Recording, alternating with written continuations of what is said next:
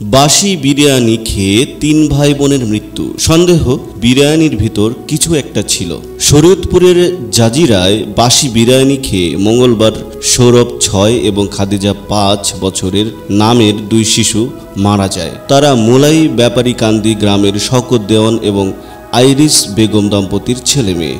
একই বিরিয়ানি খেয়ে অসুস্থ হয়ে পড়ে শিশু দুটির ১৪ বছর বয়সী বড় বোন সাথীও। বৃহস্পতিবার দুপুর ২টায় ঢাকা মেডিকেল কলেজ হাসপাতালে চিকিৎসাধীন অবস্থায় সেও মারা গেছে। এর মাধ্যমে শওকত দেওয়ান ও আইরিস বেগমের ৫ ছেলে মেয়ের মধ্যে ৩ জনই মারা গেল। শিশুদের মা আইরিস বেগম জানান, মঙ্গলবার সকালে শিশুরা প্রতিবেশী চাচি রওশন আরা বেগমের ফ্রিজে রাখা বাসি বিরিয়ানি গরম করে খায়।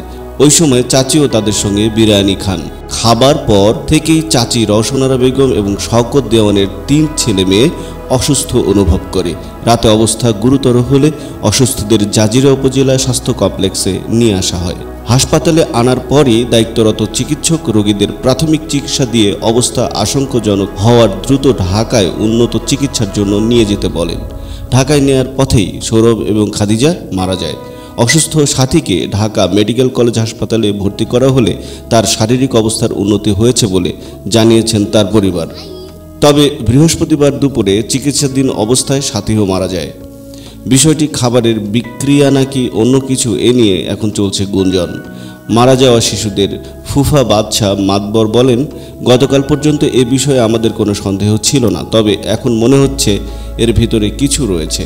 আমরা এখানকার চেয়ারম্যানকে বিষয়টি জানিয়েছি, তিনি বিষয়টি দেখবেন। স্থানীয় শ্রীদম ব্যাপারী বলেন, বাসি বিরিয়ানি খাওয়ার ফলে বাচ্চাগুলো অসুস্থ হয়ে পড়ে এবং চিকিৎসা নেওয়ার পথেই মঙ্গলবার সৌরভ আর খাদিজা মারা যায়। এরপর বৃহস্পতিবার সাথীও মারা গেল। বিলাসপুর ইউনিয়ন পরিষদের চেয়ারম্যান আব্দুল কুদ্দুস ব্যাপারী বলেন, আমি সাথীর মরদেহ ময়নাতদন্ত করে আনার জন্য বলেছিলাম, যাতে সন্দেহজনক কিছু থেকে থাকলে তা বেরিয়ে আসে। জাজিরা থানার ভারপ্রাপ্ত কর্মকর্তা ওসি মুস্তাফিজুর রহমান জানান, আমরা প্রথমে বাচ্চা দুটির মৃত্যুর খবর পেয়ে সেখানে পুলিশ পাঠিয়েছিলাম।